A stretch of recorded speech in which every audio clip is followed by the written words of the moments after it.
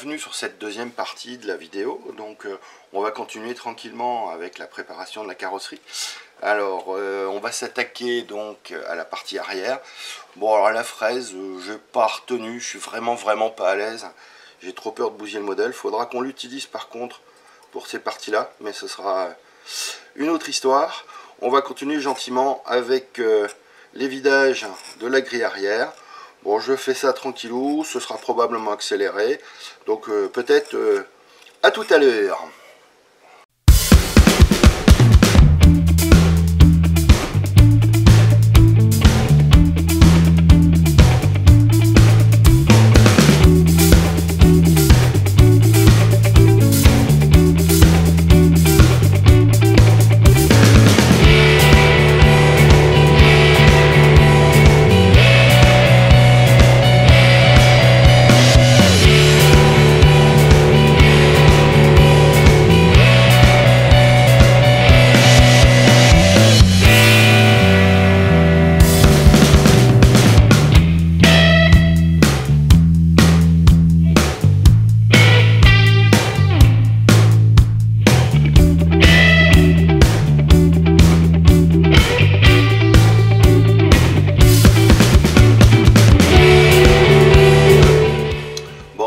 C'était trop long, donc j'ai coupé parce que le plastique est apparemment plus épais ici que l'était devant.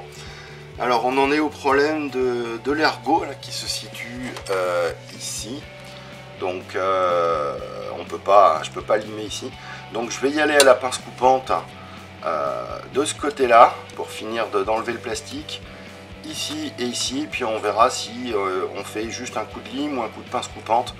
Ça dépendra de l'état du plastique. Allez, on est parti. Alors un petit coup de pince coupante vers là, avec précaution. Regardez à l'intérieur ce que je fais quand même. Voilà. Tac. Parfait. On va essayer de l'autre côté. On va commencer par ici. Vérifie quand même. Ok, c'est bon.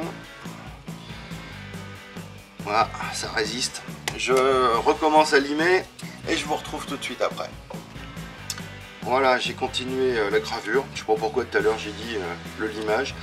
Donc la gravure permet de faire un point de fragilité au niveau du plastique, en espérant que ça va pas faire un éclat, mais normalement avec la gravure on devrait être à peu près tranquille. Voilà pour ce côté. Et de l'autre côté il y a le petit pipion, comme dit Fabio, qui nous emmerde. Alors doucement, les lunettes qui m'emmerdent. Voilà. Et c'est ici que ça pose un souci. Alors on y va doucement. Et voilà, ça y est. Bon, restera... Pardon. Restera... il n'y a pas assez de lumière. Je vais faire un petit zoom plutôt. Voilà. Restera à ébavurer, limer. Alors maintenant, se pose le problème des ailettes. Je vais préparer comment dire, la technique, parce que là je vais être obligé d'utiliser la fraise, mais il va falloir que je protège le plastique. Et on se retrouve incessamment sous peu. À tout de suite. Donc de retour, on va donc s'occuper de ces ailettes. Alors là il n'y a pas 36 000 solutions, il faudra je pense passer par la fraise.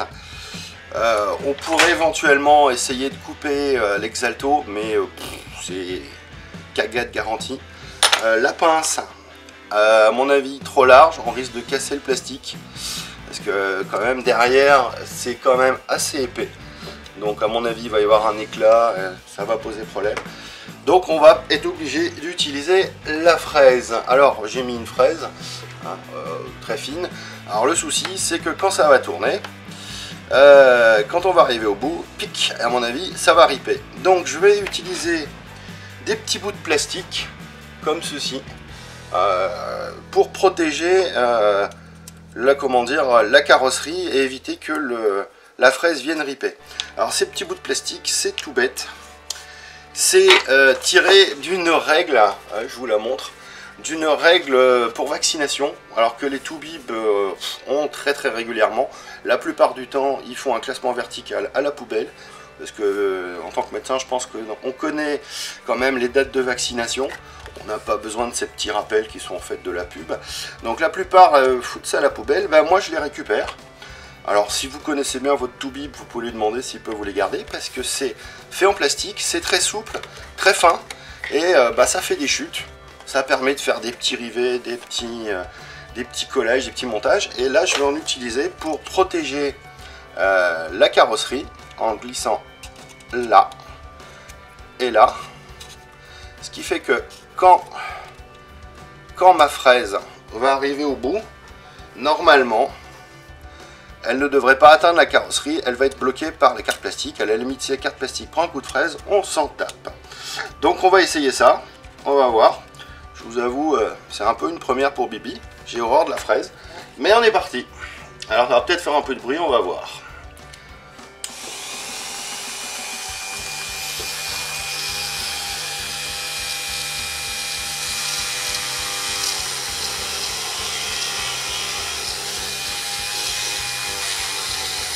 Bah, je suis pas doué, hein.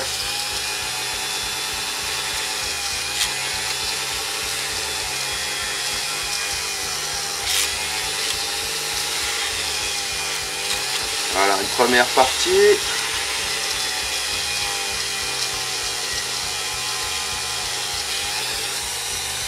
Magenta.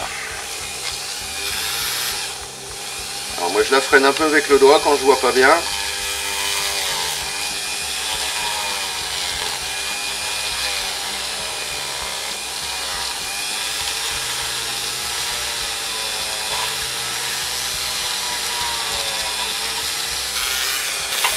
Ça. Donc la petite pince qui va bien.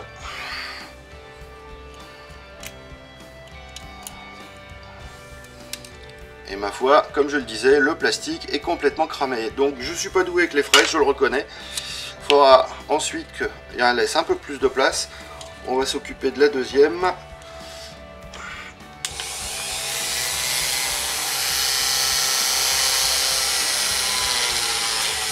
Voilà.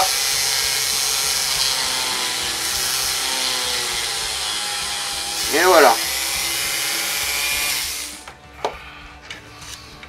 Donc vous voyez, c'est enlevé. Alors va falloir limer tout ce qu'on veut là.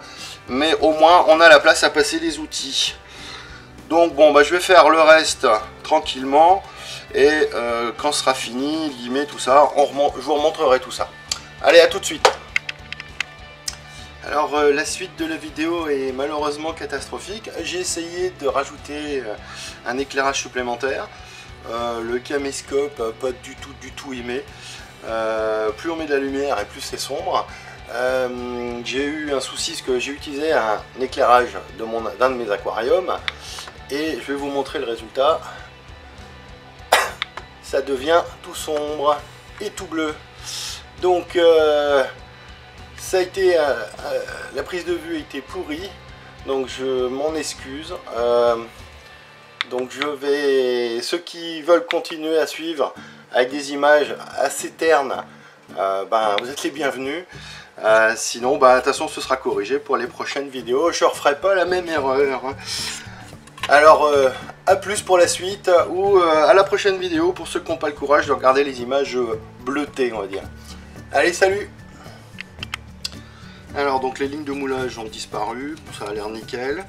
Avant de poncer toute la carrosserie pour préparer à l'après, je vais attirer votre attention sur un petit défaut du modèle, alors un petit zoom. Hop. Alors voilà, donc difficulté pour le zoom. Donc il y a deux endroits là, ici et ici, où il manque un petit peu de plastique. Donc il va falloir combler ça avant passage de l'après. Donc pour ça on va mettre un petit peu de putty et puis limer ça pour essayer de faire disparaître le manque de matière. Alors on fait ça et tout de suite. Alors le putty, donc moi je le pose sur un petit bout de plastique. Alors ça c'est un ancien verre de loupe, de casque loupe, qui malheureusement n'a pas aimé les éclaboussures d'acétone. Alors un petit peu de putty, bon du Tamiya, hein, du très bon produit. Et on va en prendre un petit peu, hop, et le poser là où ça va bien. Voilà. J'en ai pris un peu beaucoup, mais c'est pas grave. Hop. Alors, je vais essayer de lisser ça un petit peu.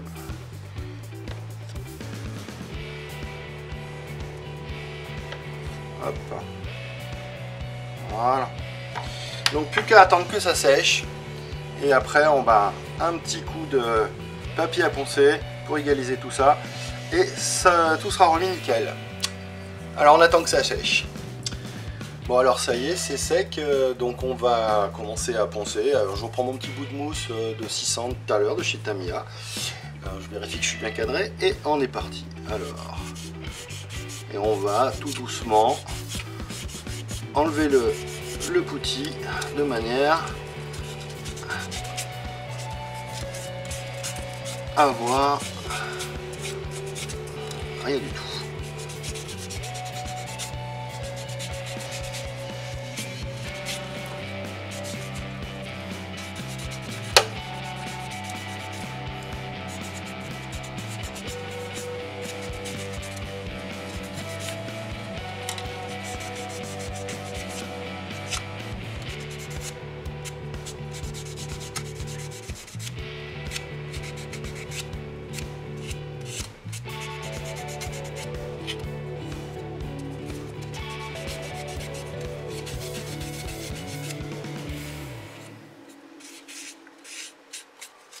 Voilà, c'est fait. Donc voilà, on voit plus du tout l'orifice, enfin le manque de matière. Donc la différence de couleur sera masquée avec l'après. Donc il nous reste à s'occuper donc des renforts. Alors je vais vous montrer comment je fais sur un côté et puis après je me débrouillerai pour l'autre. Et une fois qu'on aura enlevé les renforts, et ben, on pourra attaquer pareil à la mousse au 600. Un petit coup sur toute la carrosserie pour régulariser tout ça avant le passage de l'après. Bon allez, on est parti sur le premier renfort. Alors on prend la petite pince Tamiya qui va bien. Je coupe à moi un petit peu à distance.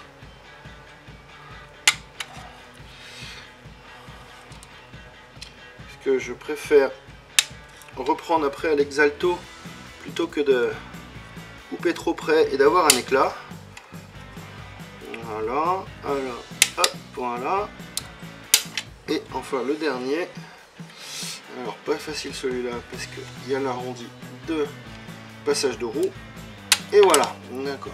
Hop. Donc après, il n'y a plus qu'à reprendre tranquillement l'exalto en faisant attention de ne pas attaquer la carrosserie. Alors on y va tout doucement. J'ai quand même laissé un peu beaucoup de plastique. Voilà. On finit ça. Voilà. Alors au niveau du passage de roue avec l'arrondi, c'est moins simple. Voilà. Ici, dans ce sens-là. Je vais faire une bêtise. Pas pratique à cet endroit-là. Alors, je pars ici en vérifiant de l'autre côté. Voilà. Alors, je sens que je vais faire une boulette, une petite Fabio comme il dit. Voilà. Ici. Prends un petit peu de marge. Voilà. Et alors là par contre avec l'arrondi c'est infaisable. Alors on verra ça tout à l'heure. Alors ici un exalto pour essayer tranquillement d'enlever le résidu de grappe. On n'insiste pas trop, on finira ça avec un petit peu de papier à poncer. Ici, voilà.